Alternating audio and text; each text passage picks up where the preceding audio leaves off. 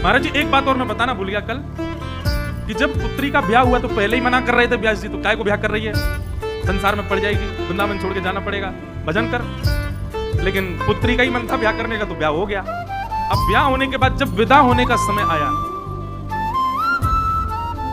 बुंदेलखंड से आई थी बारात, किसी राजा के पुरोहित का बेटा था जिससे ब्याह हुई थी। जैसी बारात जाने लगी, श्री हरिराम व्यास जी बहुत रोए।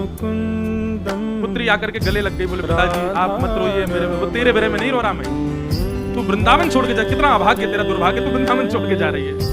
महाराज पुत्री बोली कैसे पिता है आप, आपको मेरे जाने का बिल्कुल, तेरे जाने का काज हूं, लेकिन मुझे ये लग रहा है तेरा कितना बड़ा दुर्भाग्य, तेरे परिवार को वृंदावन पास मिल गया तो फिर भी सब छोड़ के जा रही है। मधुकर शाह जी राजा ओरछा के वहीं खड़े थे।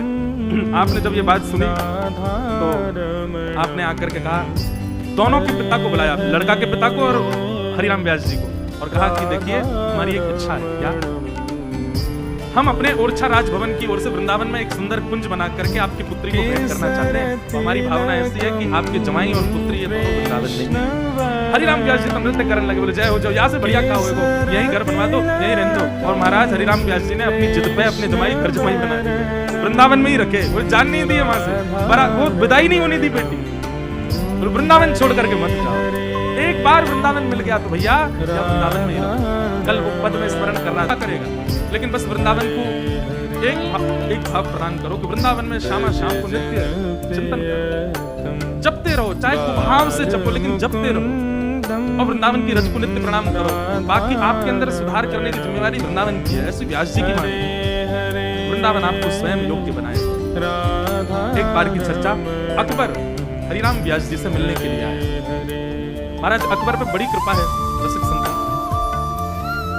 जब अकबर को पता चली कि श्री जुगल किशोर ठाकुर जी प्रकट हुए वृंदावन में और श्री हरिराम व्यास जी हैं, ये मधुकर शाह के गुरु जी हैं। मधुकर शाह की और अकबर की थोड़ी मैत्री थी, तो मधुकर शाह जी से भी उसने व्यास जी के बारे में प्रशंसा सुनी और सब बात जान करके वो एक बात को चित्त में लेकर के आया था। बहुत ध्यान से सुनिएगा।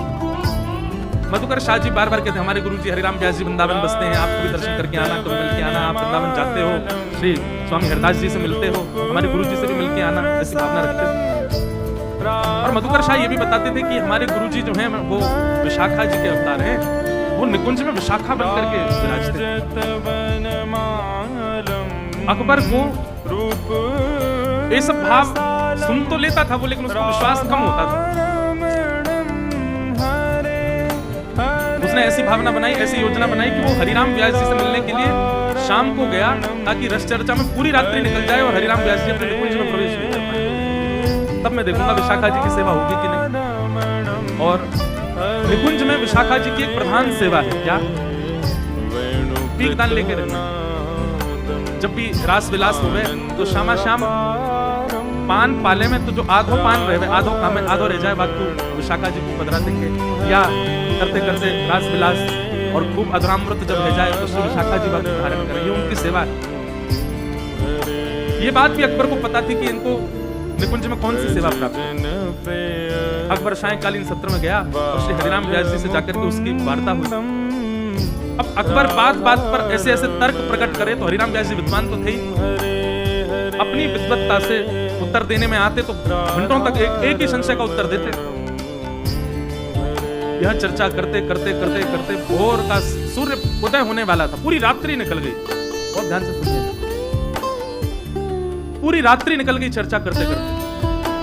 और जैसे ही थोड़े थोड़े सूर्य उदय होने लगे, थोड़ी अंधियारी झरने लगी, तब अकबर ने कहा कि मैंने सुना है कि आप निकुंज में सहचरी हैं ठाकुर जी की, और उसमें भी आप विशाखा नाम की सहचरी हैं। तो विशाखा जी की सेवा तो पीकदान हाथ में रखने की है, और रात भर आप मेरे साथ रहे हैं, तो कल रात में रास विहार नहीं हुआ। हरिराम व्यास जी मुस्कुरा करके बोले देखो वृंदावन में तो नित्य विहार होता है, नित्य रास होता है, कोई सहचरी सखी की उपस्थिति या अनुपस्थिति से रास नहीं रुकेगा। ये वृंदावन है, यहाँ नित्य रास विहार चलता है ठाकुर जी का। अकबर बोला मुझे प्रमाणित करिए कि आप सहचरी हैं, आप निकुंज में विशाखा का अवतार हैं, और आपकी जो सेवा है कल तो हुई नहीं, आप मेरे पास थे, तो उस सेवा का परिणाम क्या हुआ निकुंज?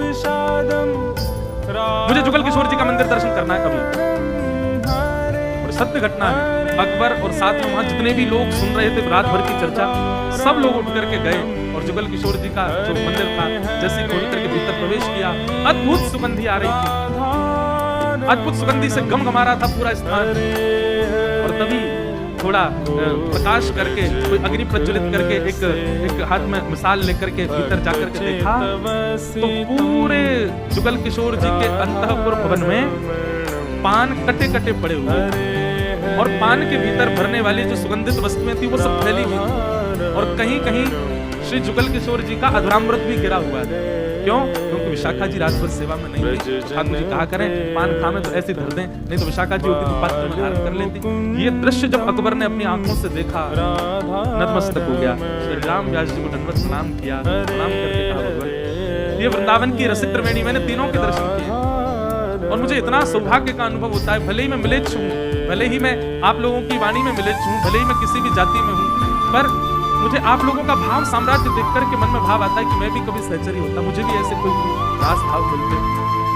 तो हरिराम व्यास जी ने जाकर के ये बात हरिदास जी को बताई तो हरिदास जी बोले भगाई दियो दारी के रुकन मत दियो, क्योंकि रुक गए हो तो हमारे रस में भंग करेगो।